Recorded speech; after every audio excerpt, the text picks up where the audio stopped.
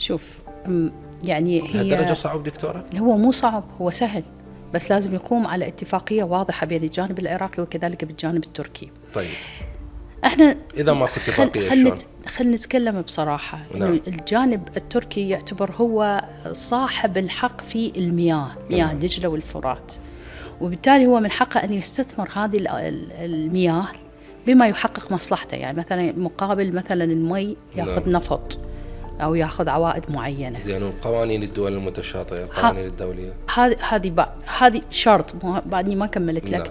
إنه شرط أن لا يؤدي ذلك إلى خلق نوع من المجاعة أو الإبادة أو التعطيش لتلك الدولة. يعني أنت من حقك أن تستثمر مياهك أو تستثمر ثروات على ما تأثر عليها بالضرر أو الإبادة أو التجويع. هذا ممنوع عليك دوليا، ممنوع، ولا تتعرض تركيا إلى عقوبات جزائية.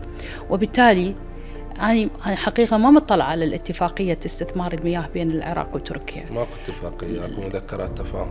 ما يصير.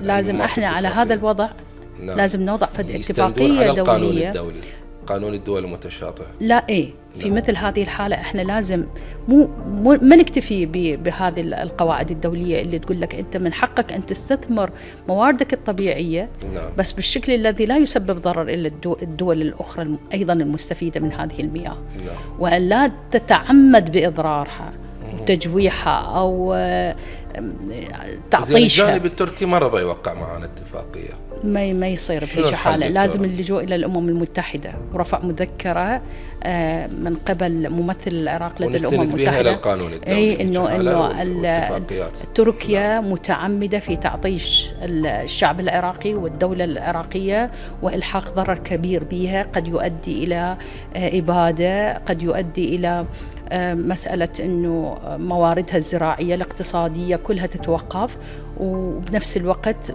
أدلة تبين هذا الشيء. يعني مثلا الأغوار شلون جفت.